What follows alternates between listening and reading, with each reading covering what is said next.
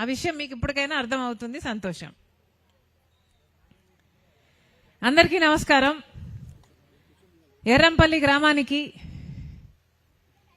చేరి వచ్చిన ప్రతి ఒక్కరికి రాజశేఖర రెడ్డి బిడ్డ వస్తుంది, చూడాలి, వినాలి అని ఇంతమంది తరలి వచ్చారు. ప్రతి అక్కకు, ప్రతి చెల్లికి, ప్రతి అన్నకు, ప్రతి తమ్ముడికి, ప్రతి అమ్మకు, ప్రతి అయ్యకు మీ రాజశేఖర రెడ్డి బిడ్డ శిరస్సు వంచి చేతులు జోడించి మనస్ఫూర్తిగా నమస్కరించుకుంటోంది.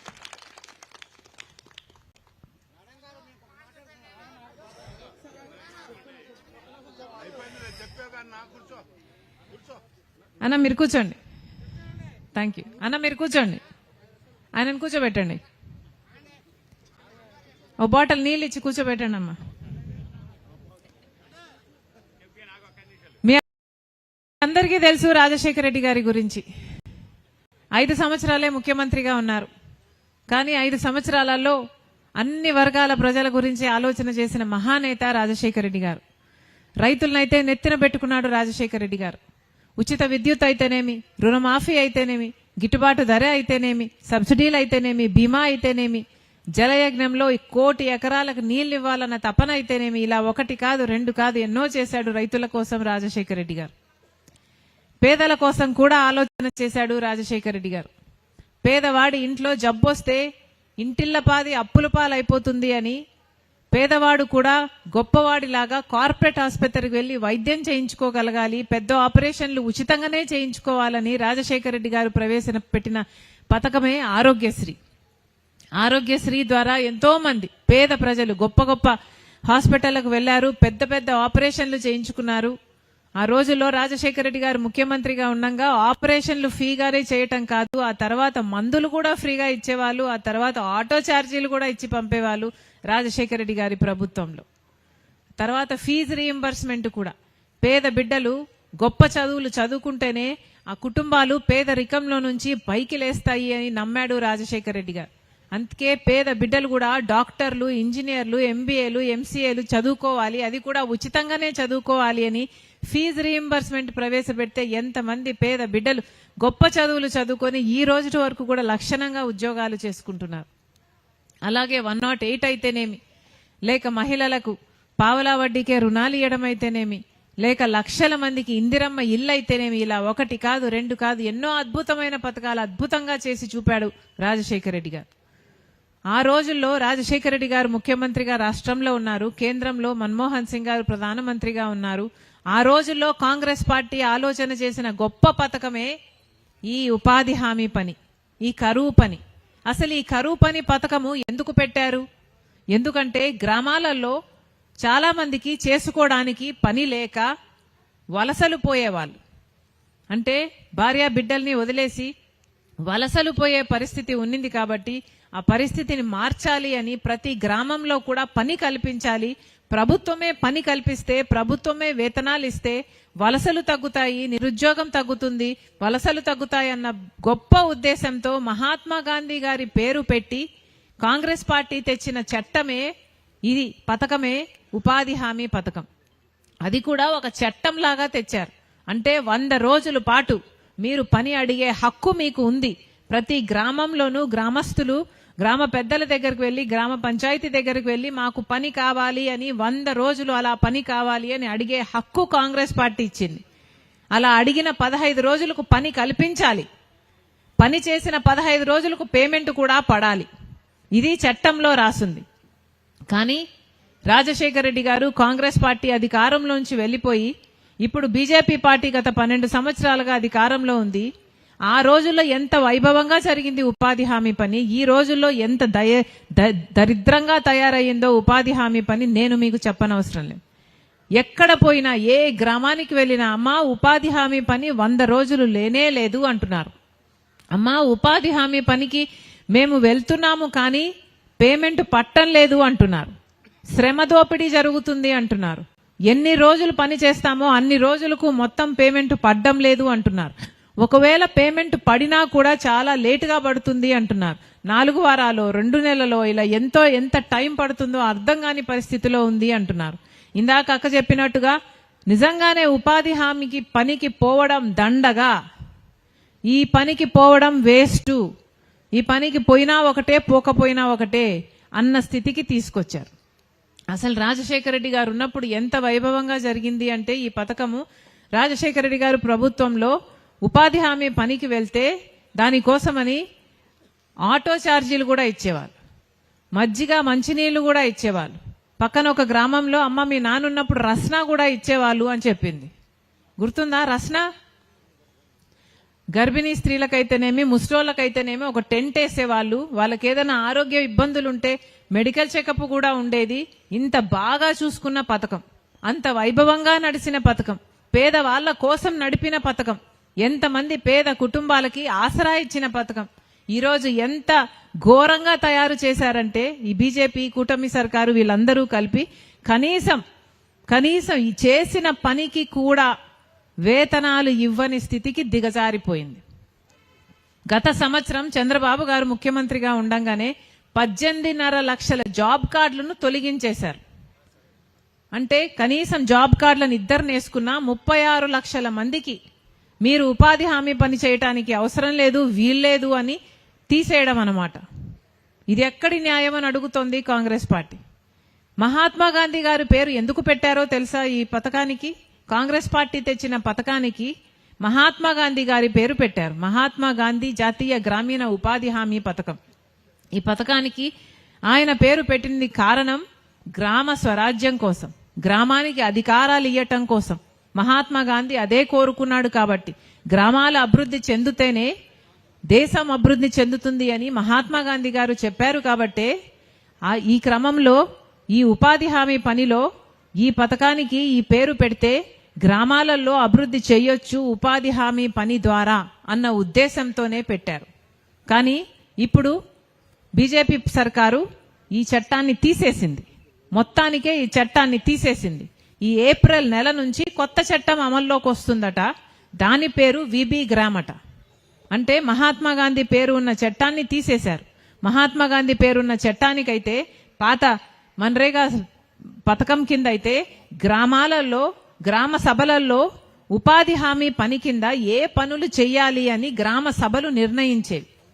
అంటే గ్రామ పంచాయతీల్లో మన గ్రామానికి ఈ సంవత్సరం రోడ్లు కావాలనా, లేక బావి కావాలా, లేక పూడికలు తీయాలా, ఏ పని చేస్తే బాగుంటుంది మన గ్రామానికి అని ఆలోచన చేసి ఆ పనికి ఉపాధి హామీ పని జోడించి పని చేయించుకునేవాళ్ళు. కానీ ఇప్పుడు బీజేపీ తెస్తున్న ఈ కొత్త చట్టంలో అలా ఉండబోదు. గ్రామాలకు అధికారాలు ఉండవు, గ్రామాలలో పనులు జరగవు. బీజేపీ తెస్తున్న ఈ కొత్త చట్టంలోనట బీజేపీ సర్కారు చెప్తుందట, బీజేపీ సర్కారు కేంద్రంలో నోటిఫికేషన్ ఇస్తుందట ఎక్కడ ఏ పని జరగాలి అని. అంటే ఏ రాష్ట్రంలో జరగాలి, ఏ జిల్లాలో జరగాలి, ఏ గ్రామంలో జరగాలి, ఏ గ్రామంలో జరగకూడదు బీజేపీ ప్రభుత్వం చెప్తాదట. అంటే ఇక ఉపాధి హామీ అన్నది గ్రామాలకు సంబంధం లేకుండా బీజేపీ నిర్ణయిస్తుందంట. అంటే ఏదైనా ఒక కాంట్రాక్టర్ పక్కన కాంట్రాక్ట్ పని చేస్తుంటే ఆ కాంట్రాక్టర్ కింద ఉపాధి హామీ పనితో జోడిస్తే ఇక ఆ కాంట్రాక్టర్ కింద పని చేయాలన్నమాట. అంటే ఆ కాంట్రాక్టర్ డబ్బులు ఇస్తే తీసుకోవాలి, ఇవ్వకపోతే కూడా చేయడానికి ఏమీ లేదు, ఎంత ఇస్తే అంత తీసుకోవాలి. ఆఖరికి ఎలా తయారైతుంది అంటే ఉపాధి హామీ పని గ్రామ అభివృద్ధి కోసం, గ్రామస్తులకు పని కల్పించడం కోసం పెట్టిన ఈ పథకాన్ని ఎలా తయారు చేస్తున్నారు అంటే ఆ కాంట్రాక్టర్ కు లేబర్ సప్లై చేసే గ్రామాలుగా తయారైపోతాయి అన్నమాట. ఇది ఎక్కడి న్యాయం అని అడుగుతుంది కాంగ్రెస్ పార్టీ. అందుకే కాంగ్రెస్ పార్టీ తెచ్చిన ఈ పథకాన్ని పరిరక్షించాలనే ఉద్దేశంతోనే ఈరోజు మేము ఈ ఉద్యమం చేపట్టాం. అంతేకాదు, ఇంతకు ముందు ఈ ఉపాధి హామీ పని 100 రోజులు ఉండేది. ఇప్పుడు బీజేపీ చెప్తున్నది మేము 125 రోజులు ఇస్తాము అని చెప్తున్నారు. అసలు 100 రోజులే ఎక్కడా బీజేపీ అధికారంలోకి వచ్చినప్పటి నుండి 100 రోజులు పని కూడా ఎక్కడా ఇచ్చింది లేదు. పోయిన సంవత్సరము చంద్రబాబు గారు ముఖ్యమంత్రి అయినాక పోయిన సంవత్సరము మన రాష్ట్రంలో సగటున 100 రోజులు పనికి గాను 52 రోజులు మాత్రమే పని ఇచ్చారు. అంటే కేవలం 52 రోజులు పని ఇచ్చిన వాళ్ళు మేము 125 రోజులు ఇస్తాము అని చెప్తున్నారు. ఇది ఎలా నమ్మాలి? చట్టంలో 100 రోజులు ఇవ్వాలి అని రాసుంది, కానీ 100 రోజులు ఇవ్వలేదు, 52 రోజులే ఇచ్చారు. కానీ మేము 125 రోజులు ఇస్తాము కొత్త చట్టంలో అని చెప్తున్నారు.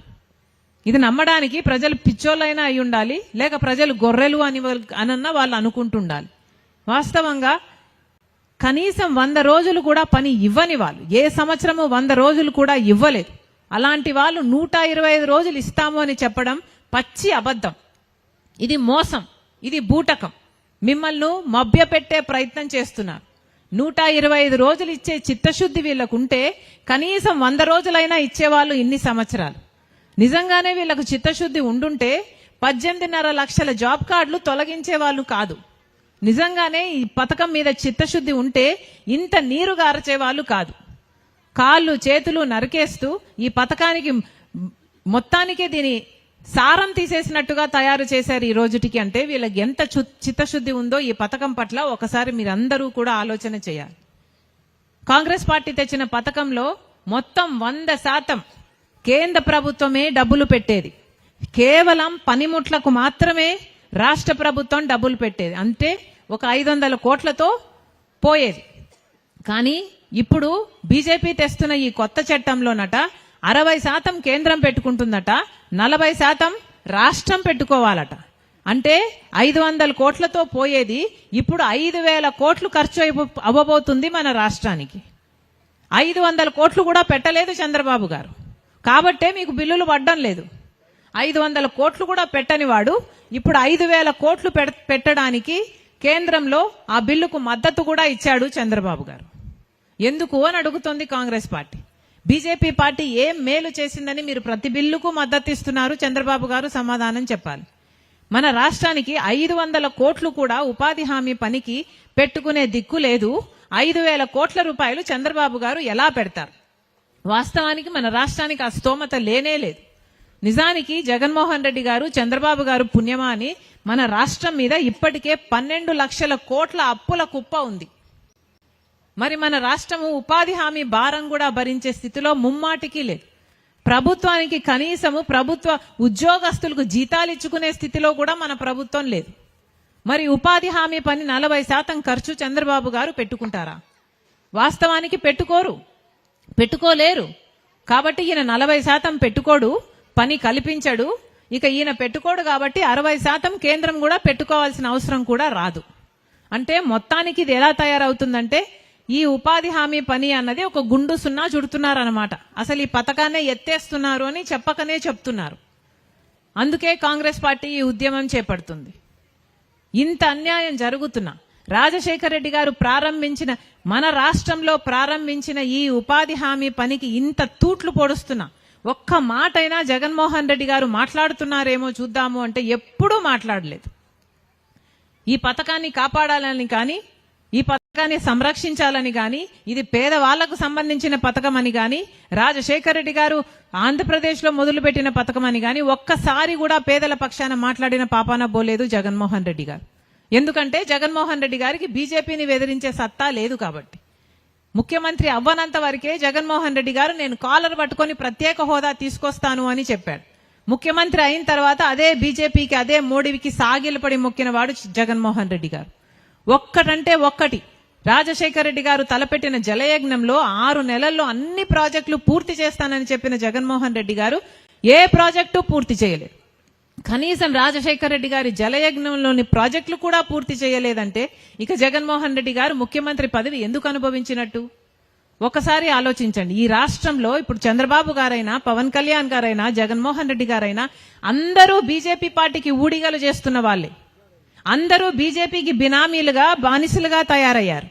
బీజేపీ ఏం చెప్తే అది దానికి తలాడించడమే. ఒక్క నాయకుడుగా ఈ అన్ని పెద్ద పార్టీలలో ఒక్క నాయకుడు కూడా మాకు ప్రత్యేక హోదా కావాలని కొట్లాడిన వాళ్ళు లేడు. పోలవరం ప్రాజెక్టు కావాలని కొట్లాడిన వాళ్ళు లేరు. అమరావతి మాకెందుకు కట్టలేదు, మాకు రాజధాని కట్టాలి కదా అని అడిగిన వాడు లేడు. ఈ రోజు వరకు కూడా రాజధానికి బీజేపీ డబ్బులు ఇస్తున్నది నిధులు కాదు, అప్పుల కింద ఇస్తున్నారు. మళ్ళీ ఈ అప్పులన్నీ మన రాష్ట్రం తీర్చుకోవాలట. మనకేం కర్మ పట్టింది? అందరికీ అన్ని రాజధానీలు ఉన్నాయి. బెంగళూరు ఉంది, చెన్నై ఉంది, ముంబై ఉంది. మనకేముంది? చేతిలో చిప్పు ఉంది.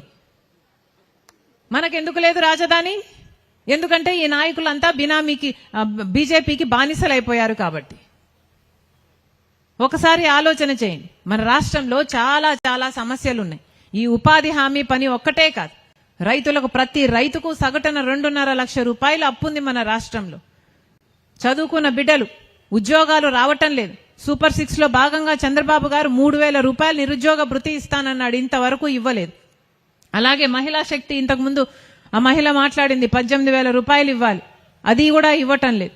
ఇలా ప్రతి సమస్య మీద కొట్లాడాల్సిన అవసరం ఉంది. రాజశేఖర రెడ్డి గారు ఎంతో తపనతో మొదలుపెట్టిన పథకాలు, ఆరోగ్యశ్రీ పథకానికి చంద్రబాబు గారు ఇప్పటికి 3,000 కోట్ల రూపాయలు బకాయిలు పెట్టాడు. ఫీజు రీయింబర్స్మెంట్ కు ఈ సంవత్సరం కూడా డబ్బులు ఇవ్వలేదు. 6,000 కోట్ల రూపాయలు బకాయిలు ఉన్నాయి.